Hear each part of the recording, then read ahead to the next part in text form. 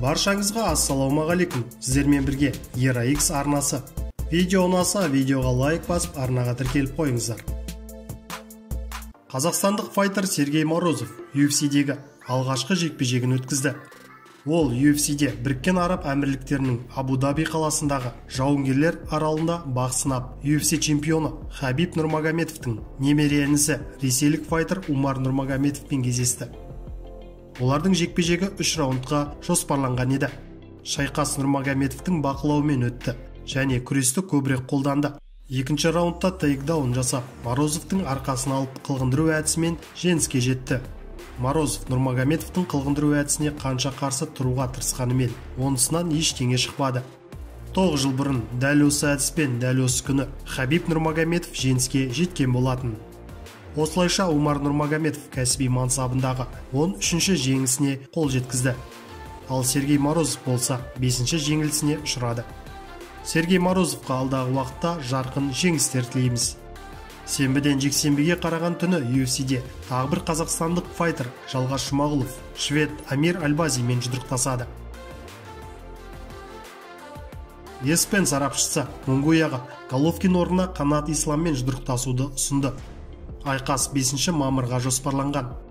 Орта салмақта IBF және IBO чемпионы қазақстандық Геннадий Головкинмен келіссөз тығырыққа тірелген жағдайда ESPN журналының Латын Америкалық редакциясының журналисті Фернандо Барбоза мексикалық Хайме Мунгуяға өзге қазақстандықпен жұдырықтасуды ұсынды. Қазіргі таңда Мунгуяның командасы Геннадий Головкинмен жекпе-жекке қол жеткізу үшін жұмыс істеп отыр. Бұл процесс өте ауыр өтуде, айқасын өтпей қалу ықтималы да жоғары. Мұндай жағдайда Хайме күшін басқа қазақстандық Қанат Исламға сынап көре алады. Мунгуя онымен бұрында шығып көрмек болған. Оның үстіне Қанат қазір қарсылас табумен қиындыққа тірелді. Әлбетте ең кереметі Головкинмен жекпе-жек. Дегенмен Исламда жарап қалады дейді Барбоза. Головкин мен Мунгуя жекпе-жегі Cinco de Mayo 5 мамырда тойланатын мексикалық мереке күні өтетіні хабарланған еді. Алайда келіссөз барысында қиындықтар туындауы мүмкін. Бұл жөнде Хайме Мунгуяның промоутері былай дейді: Головкиннің командасымен келіссөздер жүріп жатыр, бірақ біз мәреге жақындадық деп айтпас едім. Сондықтан нақты ештеңе айта алмаймын. Шешім жақын арада қабылданады.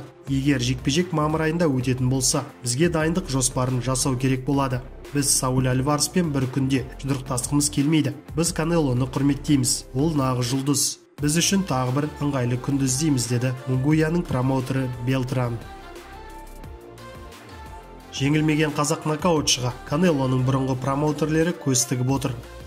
Келесі жекпе-жегін ол Мексикада өткізеді. Қазақстандық Садриддин Ахмедов Golden Boy промоутерлік компаниясы көз тігіп жүрген боксшылар арасында бар. Ахмедов рингке шығатын бокс кешін Year of the Tiger мен Golden Boy бірігіп өткізеді екен. Егер қазақ боксшысы мексикалық промоушн басшыларын таңғалдыра алса, оның карьерасында үлкен өзгерістер болады. Бірінші орта салмақта WBC жастар титулына ие қазақстандық боксшы 29 қаңтарда голландиялық Стивен Даньюмен жекпе-жекке шығады. Ахмедов үшін бұл Мексикадағы алғашқы айқас. Сіздермен бірге болған ERA-X арнасы. Келесі кездескенше.